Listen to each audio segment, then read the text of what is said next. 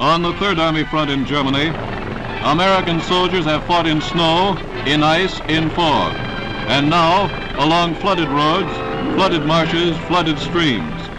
The snow in the Eifel and Vosges has melted. Torrents of water came down across the roads, and troops and supplies have a hard time moving up. Sometimes Americans hold one end of a bridge, Germans the other. The enemy has to be bombed or mortared out before the advance can proceed.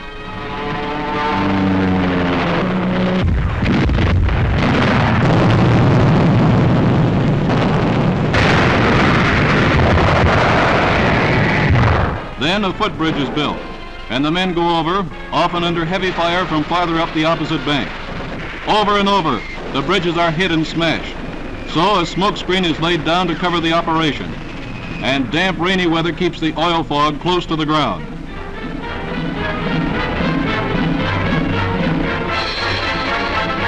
When the wind shifts, the canisters are floated downstream to the windward.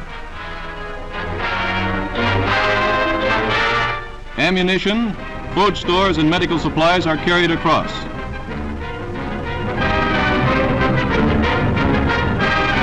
The trucks go over too at a second crossing.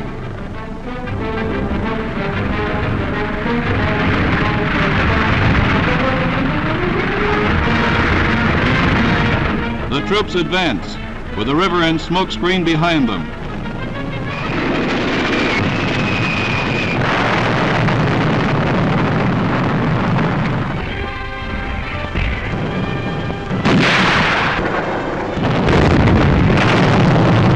Dead Germans. Live Germans. Meanwhile, on the northern sector of the front, the Canadian First Army under General Crerar attacks east of Nijmegen. Cleve is taken. Gau is taken. The Rhine is reached at Emmerich.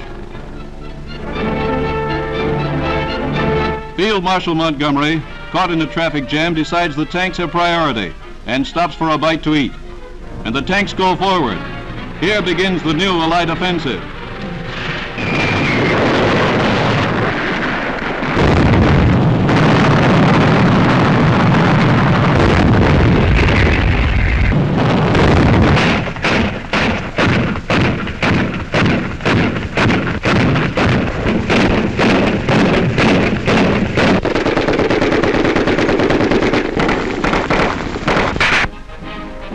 In the first 2 weeks, the Canadians took 10,000 prisoners. They cleared the Reichswald forest, cleared a maze of German junctions, broke through 3 belts of the Siegfried Line. And war comes into the German homeland as it came to other homelands when the Nazis were riding high. Germany is learning what it means to begin a war.